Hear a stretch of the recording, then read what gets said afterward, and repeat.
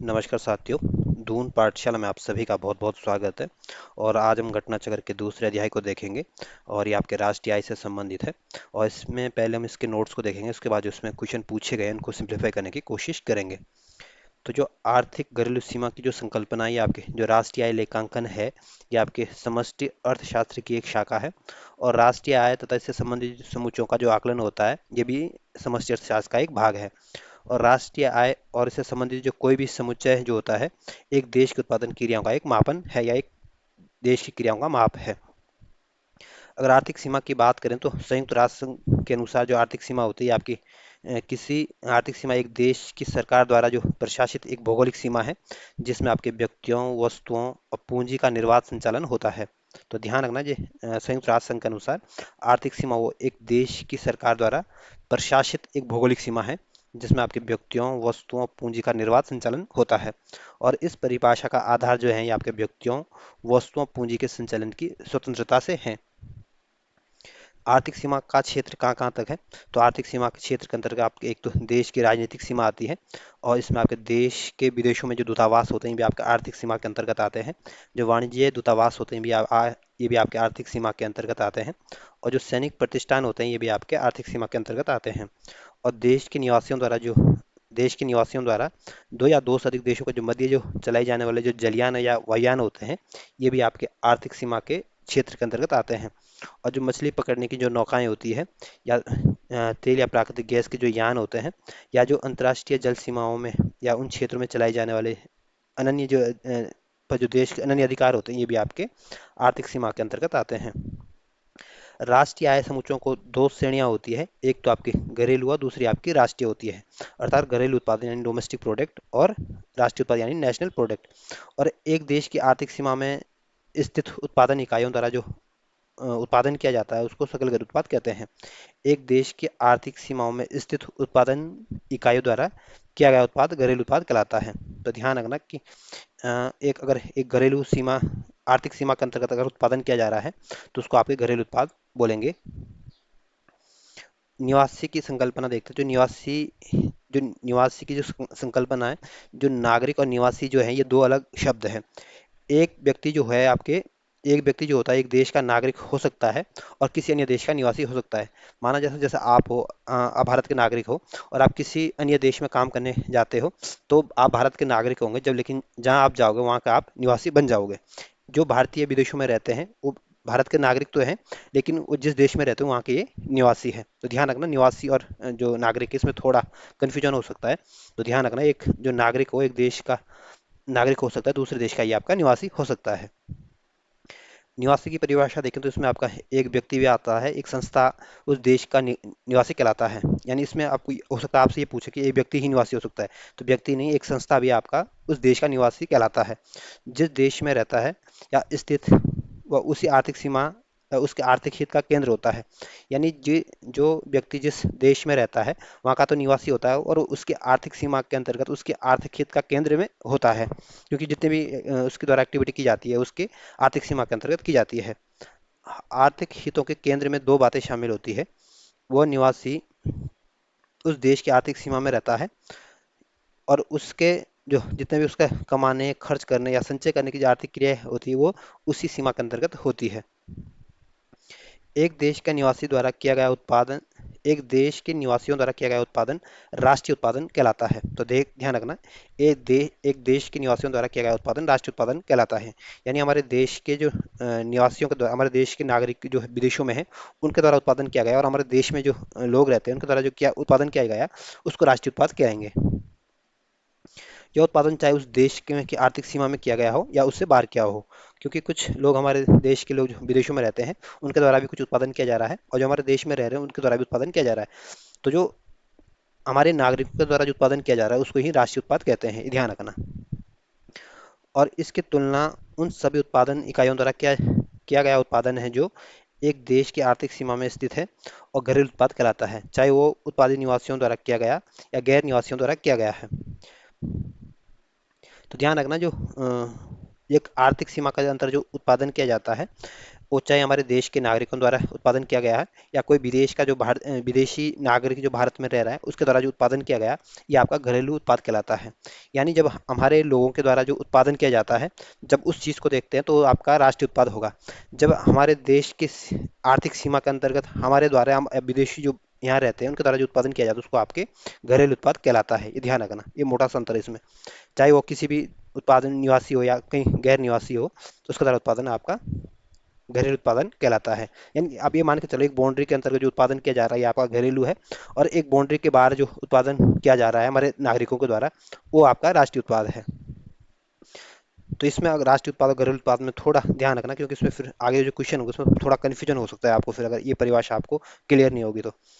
राष्ट्रीय उत्पाद और घरेलू उत्पाद आपने समझ लिया है। एक राष्ट्रीय उत्पाद कौन क्या होता है? जब हमारे नागरिकों के द्वारा उत्पादन किया जाता है, चाहे हमारे आदमी चाहे विदेशों में रहते हो या अपने देश में रहते हो। और घरेलू उत्पाद होता है जब आर्थिक सीमा के अंतर्गत उत्पाद किया जाता है। किसी देश की आर्थिक सीमा में किया गया कुल उत्पाद घरेलू उत्पाद होता है, और किसी देश के निवासियों द्वारा किया गया कुल उत्पाद राष्ट्रीय उत्पाद होता है। तो एक देश के निवासियों द्वारा किया गया उत्पाद राष्ट्रीय उत्पाद है, और आर्थिक सीमा के अंतर कुल उत्पाद किया गया आपका घरेलू उत्पाद है। ये ध्यान रखना।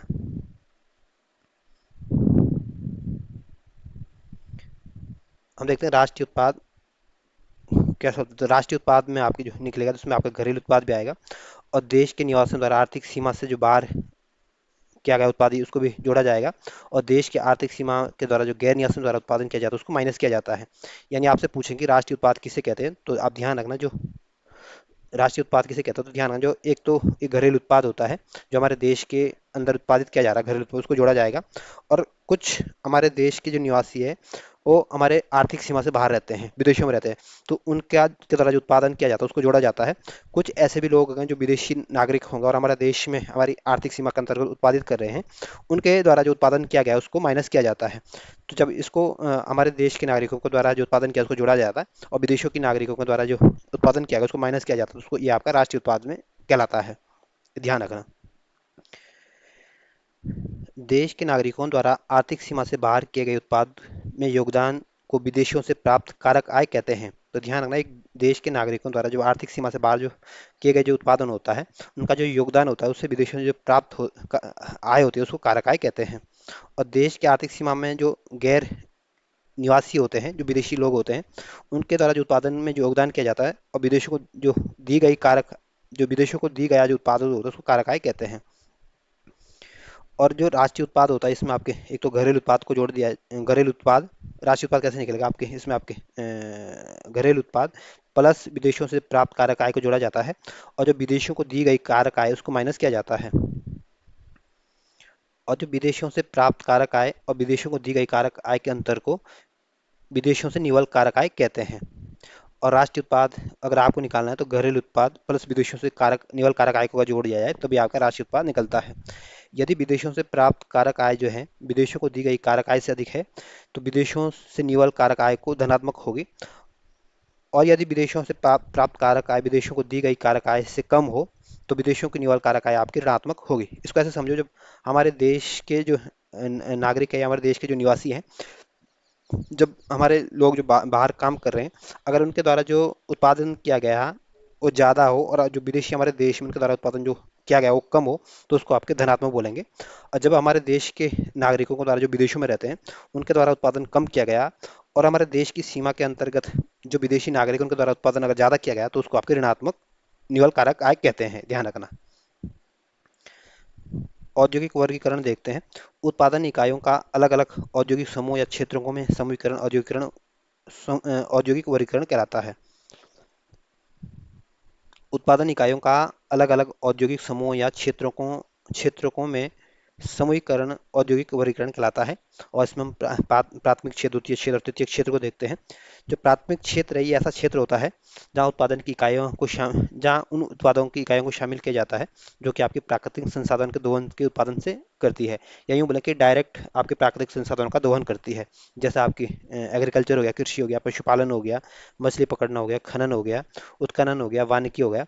ये सारे काम जो होते हैं ये आपके प्राथमिक क्षेत्र के अंतर्गत आते हैं, और ये आपके द्वितीय क्षेत्र के लिए कच्चा माल देते हैं। तो ध्यान रखना, जो प्राथमिक क्षेत्र होगा ये आपके सीधा इसका जो संबंध होता है डायरेक्ट आपके प्राकृतिक संसाधनों से होता है, और ये प्राकृतिक संसाधनों का पहली बार इसका दोहन होता है, और ये जो द्वितीय क्षेत्र होता है उसको ये कच्चा माल देता है। और ये उदाहरण ध्यान रखना, कई बार पूछते हैं कि कृषि प्राथमिक या दूसरे, पशुपालन, मछली पकड़ना, खनन और उत्खनन खासकर पूछा जाता है आपसे। द्वितीयक क्षेत्र ऐसे क्षेत्र द्वितीयक क्षेत्र इस क्षेत्र में उत्पादन की इकाया कोई उन उत्पादन की इकाई को शामिल किया जाती है जो एक प्रकार की वस्तु को दूसरे प्रकार की वस्तु में परिवर्तित करती है। यानी जैसे कारखाने हो गए, बिजली कारखाने का निर्माण हो गया, बिजली उत्पादन हो गया, जल आपूर्ति हो गया, कुछ इसके उदाहरण हैं। तो जब एक वस्तु की इकाई को दूसरे वस्तु में परिवर्तित किया जाता है तो इसको आपके द्वितीय क्षेत्र की कैटेगरी में रखा जाता है। तृतीय क्षेत्र जो होता है इसको आपके सर्विस सेक्टर भी कहते हैं, सेवा क्षेत्र भी कहते हैं, और इसके अंतर्गत सेवाओं का उत्पादन करने वाली उत्पादन इकाइयाँ आती है। जैसे आपके परिवहन हो गया, व्यापार हो गया, शिक्षा हो गई, होटल हो गया, सरकारी प्रशासन हो गया, वित्त हो गया, ये कुछ इसके उदाहरण हैं। राष्ट्रीय आय लेखांकन में राष्ट्रीय आय संबंधी बहुत से समुच्चय होते हैं, जैसे आपके घरेलू और राष्ट्रीय। तो घरेलू और राष्ट्रीय तो हमने समझ लिया है। सकल और निवल और अ, कारक लागत पर आंकलित आंकलित और बाजार कीमत पर आंकलित।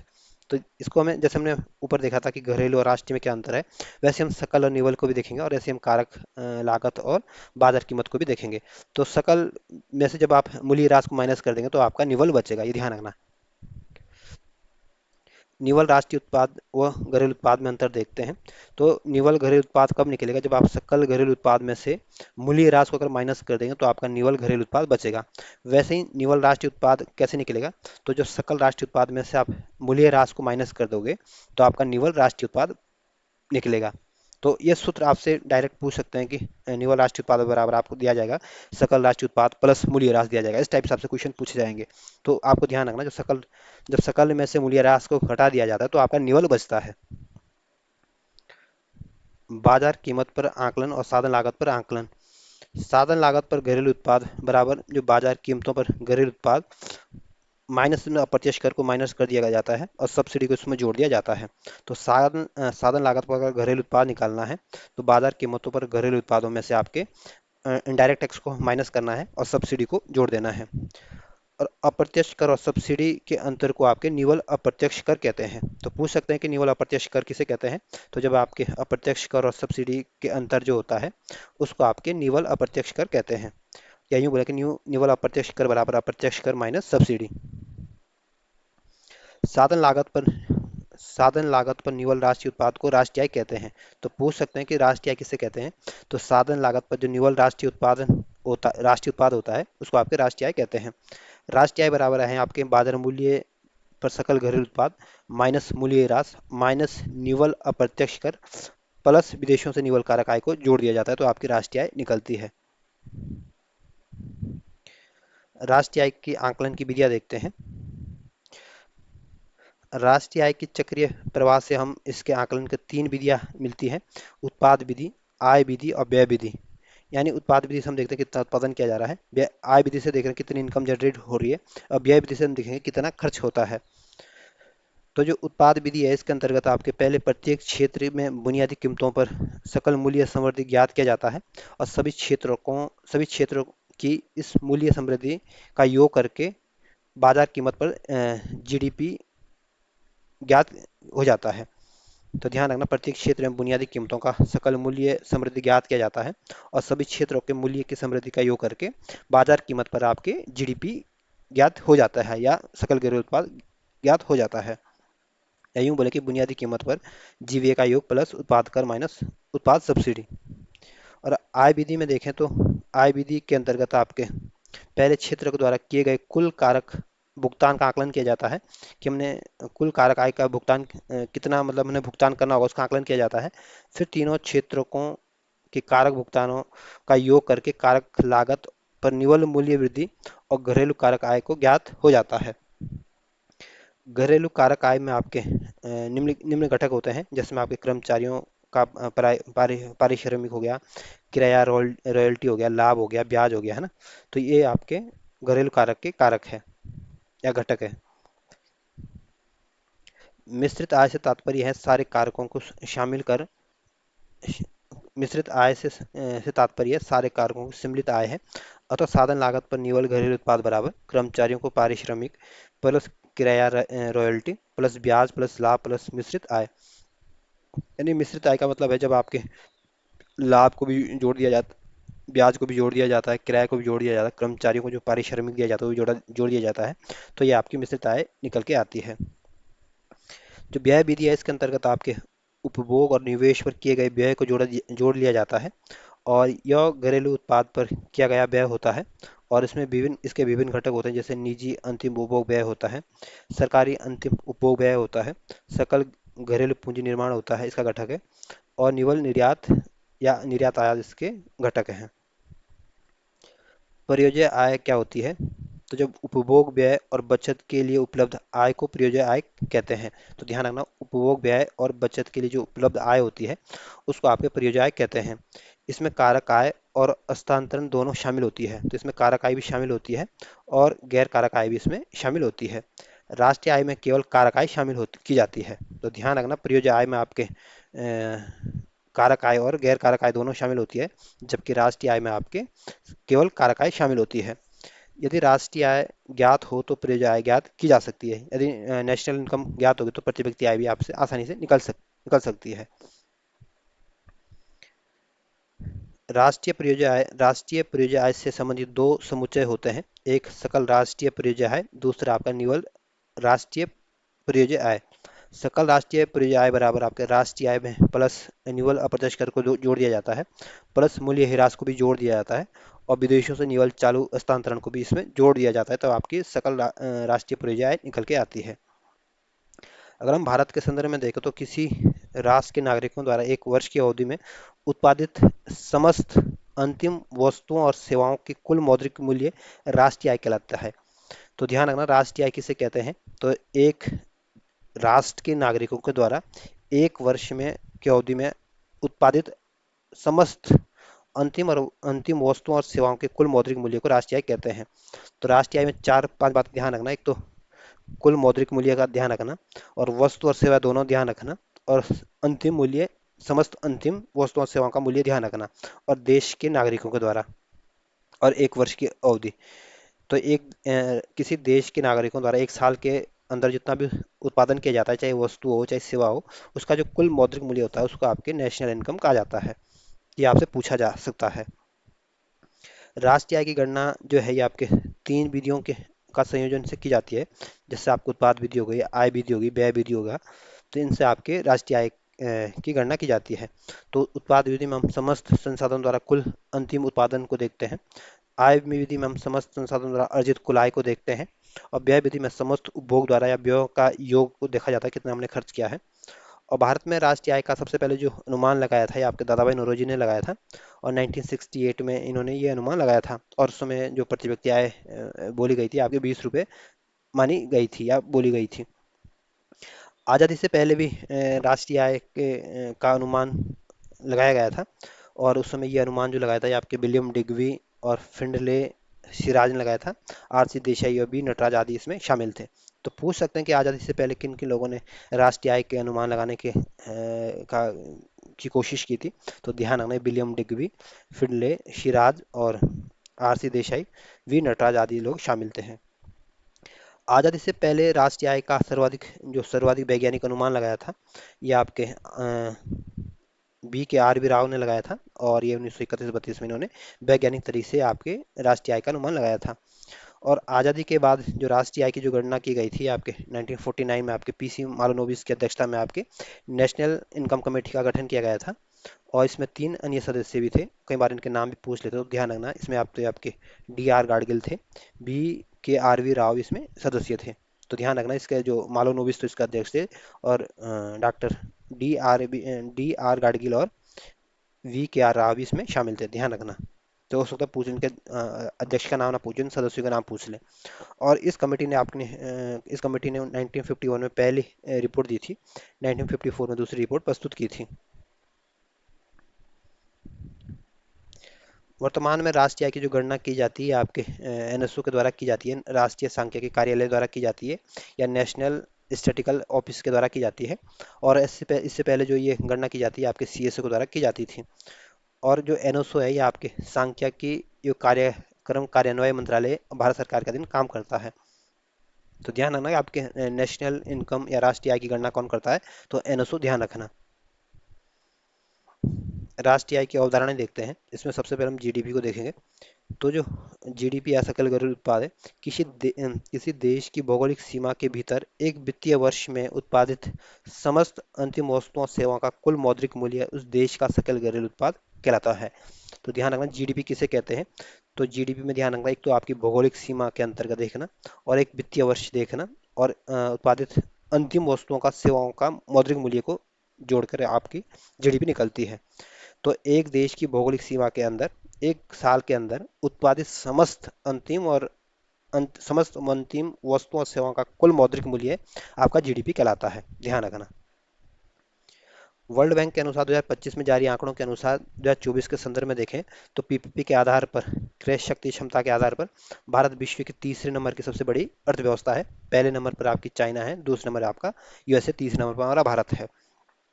2025 में विश्व बैंक के आंकड़ों के अनुसार जीडीपी के संदर्भ में देखें तो भारत विश्व की पांचवी सबसे बड़ी अर्थव्यवस्था है। तो ये स्टेटमेंट गलत है। वर्तमान में भारत विश्व की जीडीपी के मामले में पांचवी सबसे बड़ी अर्थव्यवस्था नहीं बल्कि चौथी सबसे बड़ी अर्थव्यवस्था है, क्योंकि हमने जापान को पीछे छोड़कर हम चौथे नंबर की सबसे बड़ी इकोनॉमी बनी है। और पहले नंबर पर आपकी सबसे बड़ी इकोनॉमी आप यूएसए की है, दूसरे नंबर पर आपकी चाइना की है, तीसरे नंबर पर आपकी जर्मनी की है, और चौथे नंबर पर आपके भारत की है। ये ध्यान रखना। जनवरी 2026 को जारी राष्ट्रीय आय के प्रथम अग्रिम अनुमान के अनुसार स्थिर कीमतों पर वित्तीय वर्ष 2025-26 में और वर्ष 24-25 में जो भारत की जो जीडीपी वृद्धि दर देखी गई थी, ये आपकी 7.4% और 6.5% अनुमानित है। तो ध्यान रखना, 2025-26 में जो भारत की जो जीडीपी है आपकी स्थिर कीमतों पर, ये आपकी 7.4% है। और 2024-25 में जो हमारी जीडीपी की जो ग्रोथ रेट थी आपकी 6.5% थी, अनुमानित थी। इस अवधि के दौरान चालू कीमतों में वृद्धि दरें जो है ये आपकी 8% और 9.8% अनुमानित है।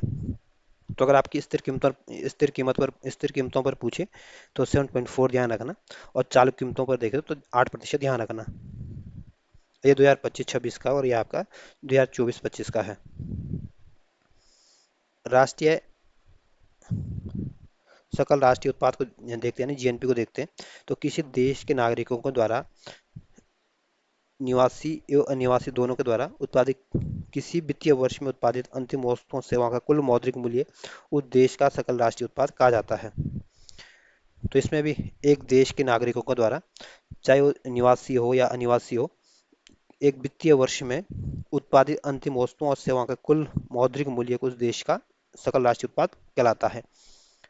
तो इसमें जीडीपी में भी हमने ये देखा था, जीडीपी में बस हमने ये देखा था कि एक भौगोलिक सीमा के वित्तीय वर्ष समस्त अंतिम वस्तुओं का एक कुल मौद्रिक मूल्य देखा था, एक भौगोलिक सीमा के अंदर देखा था। लेकिन सकल राष्ट्रीय उत्पाद के अंतर्गत हम नागरिकों को देख रहे हैं। हमारे देश के जो नागरिक जो विदेशों में भी रह रहे हैं उनकी आय को भी जोड़ दिया जाता है, उनके द्वारा जो उत्पादन किया है उसको भी जोड़ा जाता है, और जो हमारे देश में जो के अंतर्गत है उसको भी जोड़ा जाता है। तो जो हमारे देश के नागरिकों या निवासियों के द्वारा जो उत्पादन किया गया था उसको आपके राष्ट्रीय उत्पाद कहते हैं। बाकी सारी चीज़ें ध्यान रखना, एक वित्तीय वर्ष में उसमें भी था, जीडीपी में अंतिम उत्पादन इसमें भी है, वस्तु और सेवाएं इसमें भी है, कुल मौद्रिक मूल्य भी इसमें भी है। तो सेम है, बस इसमें नागरिक वाला कॉन्सेप्ट है, उसमें आपकी आर्थिक सीमा के अंतर्गत वाला कॉन्सेप्ट है। इसमें आपकी भौगोलिक सीमा है, इसमें आपके नागरिक है। ये ध्यान रखना इसमें। सकल राष्ट्रीय आय की गणना में विदेशों में कार्यरत देश के नागरिकों की आय को जोड़ दिया जाता है, जबकि देश के भीतर कार्यरत विदेशी व्यक्तियों की आय को घटा दिया जाता है।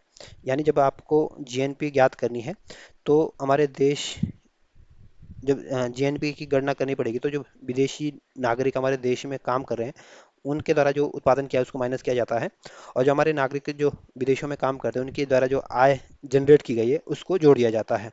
यानी जीएनपी बराबर देखें तो जीडीपी प्लस विदेशों से अर्जित शुद्ध आय को जोड़ दिया जाता है, तब आपकी जीएनपी निकलेगी। 2026 जारी राष्ट्रीय आय प्रथम अग्रिम के अनुमान के अनुसार 2025-26 में प्रथम भारत की राष्ट्रीय आय को देखा जाए तो ये आपकी स्थिर कीमतों पर 7.3% की वृद्धि के साथ 198.73 लाख करोड़ रुपए अनुमानित है। और चालू कीमतों पर देखें तो ये आपकी 351.59 लाख करोड़ रुपए अनुमानित है। तो ये इतना डाटा तो नहीं पूछेगा आपसे, तो मोटा मोटा ध्यान रखना कि 198 के आसपास हमारी राष्ट्रीय आय है, और चालू कीमतों पर आपकी ज़्यादा है और स्थिर कीमतों पर कम है। क्योंकि 2011-12 के जो आधार वर्ष है उस बेस पर देखा जाता है। शुद्ध राष्ट्रीय उत्पाद को देखते हैं या एनएनपी को देखते हैं, तो शुद्ध राष्ट्रीय उत्पाद में आप क्या होता है, जब इसमें से आपको मूल्य ह्रास घटा दिया जाता है तो आपका शुद्ध राष्ट्रीय उत्पाद बचता है। तो जब आपका सकल राष्ट्रीय उत्पाद में से जब मूल्य ह्रास को घटा दिया जाता है तो जो बचता है उसको आपके शुद्ध राष्ट्रीय उत्पाद कहते हैं। साधन लागत पर शुद्ध राष्ट्रीय उत्पाद को ही शुद्ध राष्ट्रीय आय कहा जाता है। तो पूछ सकते हैं कि शुद्ध राष्ट्रीय आय किसे कहते हैं या राष्ट्रीय आय कैसे कहते हैं। तो साधन लागत पर जो शुद्ध शुद्ध राष्ट्रीय उत्पाद होता है उसे ही शुद्ध राष्ट्रीय आय कहा जाता है। और इसमें आपके जीएनपी में से आपके मूल्य ह्रास को माइनस कर दिया जाता है और आपकी एनएनपी निकल के आता है। 2026 में जारी राष्ट्रीय आय के प्रथम अग्रिम अनुमान के अनुसार 2025-26 में भारत की जो शुद्ध राष्ट्रीय आय है आपके इसकी कीमतों में 7.3% की वृद्धि के साथ 173.27 लाख करोड़ रुपए अनुमानित है। इस अवधि के दौरान चालू कीमतों में देखें तो 7.9% की वृद्धि के साथ 311.94 लाख करोड़ रुपए है। तो ये डाटा भी ध्यान रखना अगर है मोटा मोटा।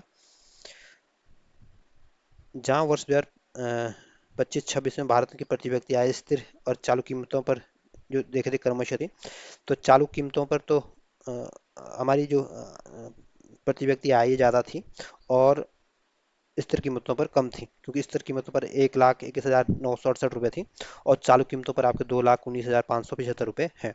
तो ध्यान रखना हमारे स्थिर कीमतों पर देखें तो आपके 1,20,000 के आसपास है, या यूँ बोलें कि 1,21,000 के आसपास है। और इस चालू कीमतों पर देखें तो 1,20,000 के आसपास है। तो 20-20 ध्यान रखना, 21 यहाँ भी है, 21 आगे हैं और 21 इसमें बीच में। और इससे आगे हम जो इससे संबंधित जो क्वेश्चन है उसको डिस्कस करने की कोशिश करेंगे।